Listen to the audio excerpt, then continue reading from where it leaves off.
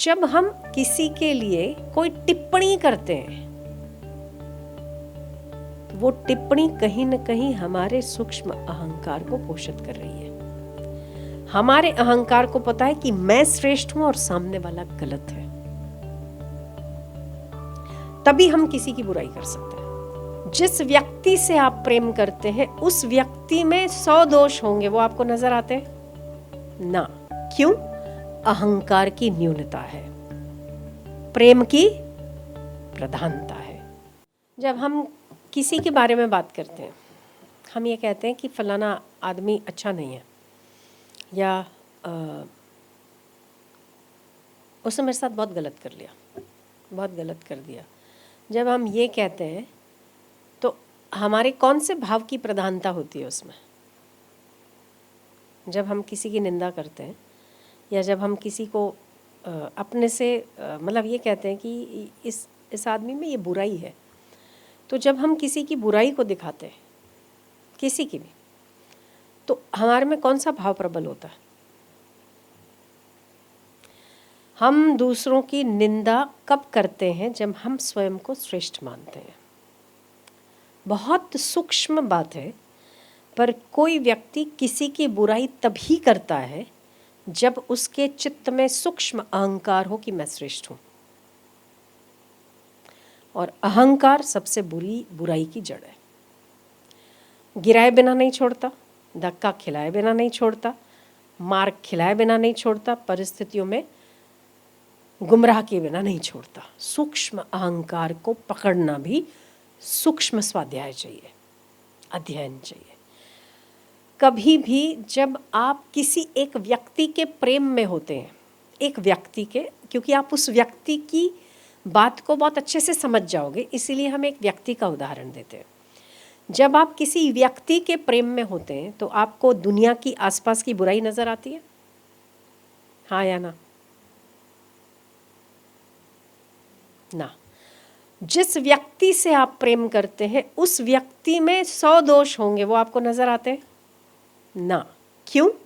अहंकार की न्यूनता है, प्रेम की प्रधानता है। अहंकार की न्यूनता और प्रेम की प्रधानता में जब प्रेम विजयी होता है, अहंकार शून्य होता है, वहां दोष, अहंकार प्रेम दोषों को खा जाता है। समझने वाली बात है, सूक्ष्म बात है। पर जब जब हम किसी की बुराई करते हैं, जब जब हम किसी की निंदा करते हैं, या जब जब हम कुछ क्षण के लिए ही हम ये कहते हैं कि ये आदमी बहुत इसी टाइप का है, ये बहुत ऐसा है, बेकार है एकदम, तो जब हम किसी के लिए कोई टिप्पणी करते हैं तो वो टिप्पणी कहीं न कहीं हमारे सूक्ष्म अहंकार को पोषित कर रही है। हमारे अहंकार को पता है कि मैं श्रेष्ठ हूं और सामने वाला गलत है, तभी हम किसी की बुराई कर सकते हैं।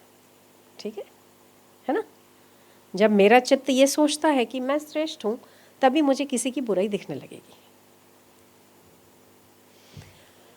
अगर मेरा चित्त ये मानता है या मेरी भावना ये कहती है कि मैं अगर भगवान की पैदाइश हूं, मैं अगर उसकी सत्ता का परिचालक हूं, अगर मैं उसकी सत्ता से, उसी की कृपा से चल रहा हूं, तो जो सामने वाला बंदा है वो भी तो उसी की कृपा की देन है। ठीक है? अगर मैं ईश्वर की सत्ता में हूं तो सामने वाला भी ईश्वर की सत्ता से बाहर नहीं है। तो जहां ईश्वर के प्रति प्रेम है वहां अहंकार शून्य है, जहां अहंकार शून्य है वहां बुराई नजर नहीं आती। सिद्धांत की बात है। देश देश, राष्ट्र राष्ट्र, पड़ोस पड़ोस, परिवार परिवार, कुल कुल क्यों लड़ते हैं? अहंकार की वजह ही लड़ते हैं। अहंकार न्यूनतम हो जाए और प्रेम का प्राधान्य हो जाए तो लड़ाई खत्म है, पर हम लड़ाई खत्म नहीं कर पाते। एक घर के लोग आपस में लड़ते हैं, एक परिवार के लोग आपस में लड़ते हैं। क्यों लड़ते हैं? वो लड़ाई का, वो द्वेष का मूल कारण ही हमारा सूक्ष्म अहम है। कहीं ना कहीं हम अहंकारी हुए हैं, तभी हमें किसी की बुराई नजर आती है। तो किसी को दोष देने की अपेक्षा मुझ में क्या दोष है उसको खोज लेने की जिस दिन से आदत पड़ जाएगी, उस दिन से हमारे लिए धरती स्वर्ग है।